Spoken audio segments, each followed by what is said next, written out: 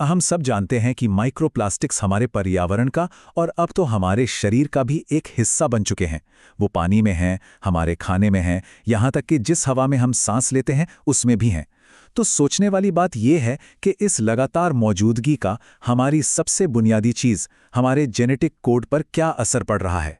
ये कोई भविष्य का खतरा नहीं है, ये आज की हकीकत है। ये छोटे छोटे कण हमारे शरीर के उन हिस्सों में भी पहुंच चुके हैं जिन्हें सबसे सुरक्षित माना जाता था। इससे इस मुद्दे की गंभीरता और बढ़ जाती है। और यही हमारे आज के विश्लेषण का सबसे अहम सवाल है। हम सिर्फ इनकी मौजूदगी की बात नहीं करेंगे, बल्कि ये पता लगाएंगे कि क्या प्लास्टिक के ये छोटे टुकड़े हमारे डीएनए को वाकई नुकसान पहुंचा सकते हैं। तो चलिए देखते हैं कि हम इस विश्लेषण में कैसे आगे बढ़ेंगे। पहले बात करेंगे प्लास्टिक के इस आक्रमण की, फिर चूहों पर हुए एक जरूरी अध्ययन को समझेंगे। उसके बाद डीएनए को हुए नुकसान को डिकोड करेंगे, ऑक्सीडेटिव स्ट्रेस के पीछे का मैकेनिज्म जानेंगे, दो अलग अलग तरह के खतरों की तुलना करेंगे और आखिर में इसके जेनेटिक चेतावनी के मतलब पर गौर करेंगे। चलिए शुरू करते हैं पहले खंड से, प्लास्टिक का आक्रमण। तो माइक्रोप्लास्टिक्स हैं क्या? ये 5 मिलीमीटर से छोटे कण हैं जो प्लास्टिक के टूटने से बनते हैं और हमारे पर्यावरण में सैकड़ों सालों तक मौजूद रहते हैं। सबसे ज़्यादा चिंता की बात यह है कि ये आंत, फेफड़ों और यहाँ तक कि प्लेसेंटा जैसी हमारी बायोलॉजिकल दीवारों को भी पार कर सकते हैं।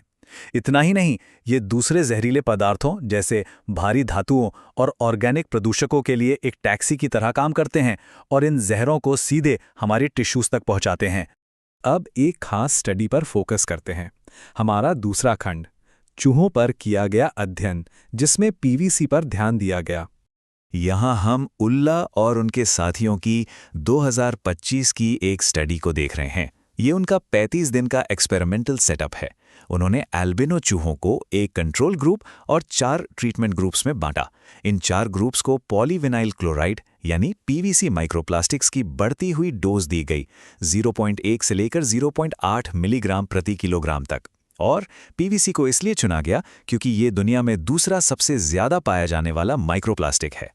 तो चलिए अब इस स्टडी के नतीजों पर आते हैं। हमारा तीसरा खंड, डीएनए डैमेज को डिकोड करना। अच्छा, नतीजों पर आने से पहले ये समझना जरूरी है कि साइंटिस्ट्स ने डीएनए डैमेज को नापा कैसे। उन्होंने एक टेक्निक इस्तेमाल की जिसका नाम है एल्कलाइन कॉमेट एसे। अब ये क्या है? सोचिए, एक सेल को एग्रोज में फंसा दिया, फिर उसे तोड़कर खोला और उस पर इलेक्ट्रिक करंट लगाया। अगर डीएनए हेल्दी है तो वो अपनी जगह पर टिका रहेगा, लेकिन अगर वो टूटा फूटा है तो उसके छोटे छोटे टुकड़े बाहर की तरफ भागेंगे, बिल्कुल एक कॉमेट, मतलब एक धूमकेतु की पूंछ की तरह। और सीधी सी बात है, पूंछ जितनी लंबी, डैमेज उतना ही ज्यादा। और नतीजे बिल्कुल साफ थे। जैसे जैसे पीवीसी की डोज बढ़ती गई, लिवर और किडनी दोनों में डीएनए डैमेज इंडेक्स भी बढ़ता गया। लिवर में ये 108 से बढ़कर 219 हो गया और किडनी में 99 से 211।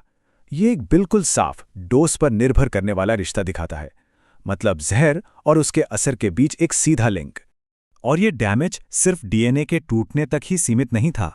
ये चार्ट माइक्रोन्यूक्लियाई का बनना दिखा रहा है। ये क्या होते हैं? ये सेल डिवीजन के बाद बचे हुए क्रोमोसोम के टुकड़े होते हैं। ये जेनेटिक अस्थिरता का एक क्लासिक साइन है। और जैसा कि आप देख सकते हैं, जैसे जैसे पीवीसी की डोज बढ़ी, माइक्रोन्यूक्लियाई की संख्या भी लगातार बढ़ती गई। तो इसका मतलब क्या हुआ? नतीजा है एक जेनेटिक स्मीयर। ये एक आसान लेकिन बहुत पावरफुल तरीका ये कल्पना करने का कि डीएनए के लेवल पर क्या हो रहा है। जो कोड पहले साफ सुथरा और स्थिर था, वो अब टूट चुका है और अस्थिर हो गया है। तो सवाल ये है कि मॉलिक्यूलर लेवल पर ये डैमेज हुआ कैसे? ये हमें हमारे चौथे खंड पर लाता है, ऑक्सीडेटिव स्ट्रेस का झरना।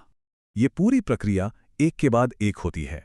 पहला, पीवीसी के कण शरीर में रिएक्टिव ऑक्सीजन स्पीशीज या आरओएस नाम के अस्थिर मॉलिक्यूल्स बनाते हैं। दूसरा, इन आरओएस से लड़ने के चक्कर में हमारे शरीर के नेचुरल एंटीऑक्सीडेंट्स जैसे ग्लूटाथियोन खत्म होने लगते हैं।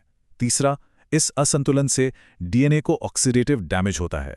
और आखिर में चौथा और सबसे जरूरी, जो डीएनए की मरम्मत करने वाले जरूरी जीन्स हैं, वो दब जाते हैं। और ये स्टडी इस मैकेनिज्म को सीधे डेटा से जोड़ती है।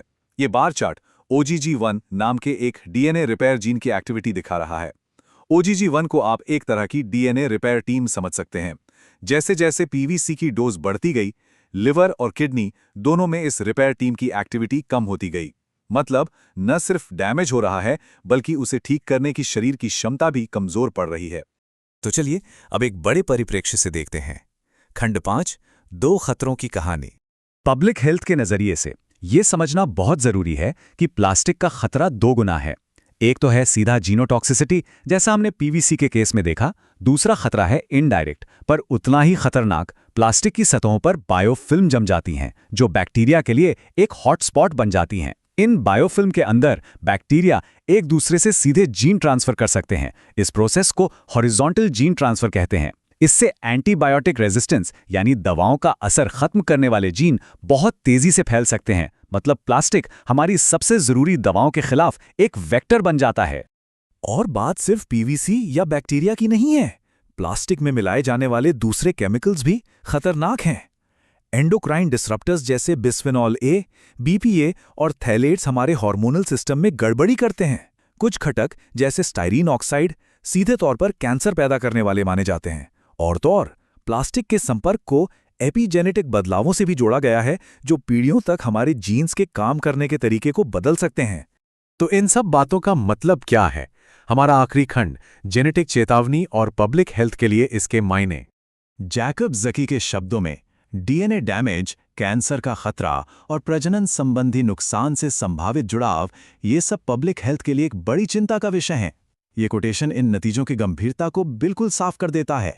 तो सबसे बड़ी बात जो हमें समझनी है वो ये है, ये स्टडी एक आम माइक्रोप्लास्टिक्स और एक मैमल मॉडल में बहुत ज़्यादा जेनेटिक डैमेज के बीच एक सीधा डोज पर निर्भर करने वाला लिंक साबित करती है। ये कोई थियरी नहीं है, ये ऐसा सेल्यूलर डैमेज है जिसे देखा और नापा जा सकता है, और ये इंसानी सेहत पर लंबे समय में पड़ने वाले असर के लिए एक गंभीर चेतावनी है। और ये हमें एक आखिरी और बहुत ज़रूरी सवाल पर छोड़ जाता है। इन जेनेटिक सबूतों को देखने के बाद हम एक ऐसे पदार्थ को कैसे रेगुलेट करें जो अब हमारे पर्यावरण का एक स्थायी हिस्सा बन चुका है?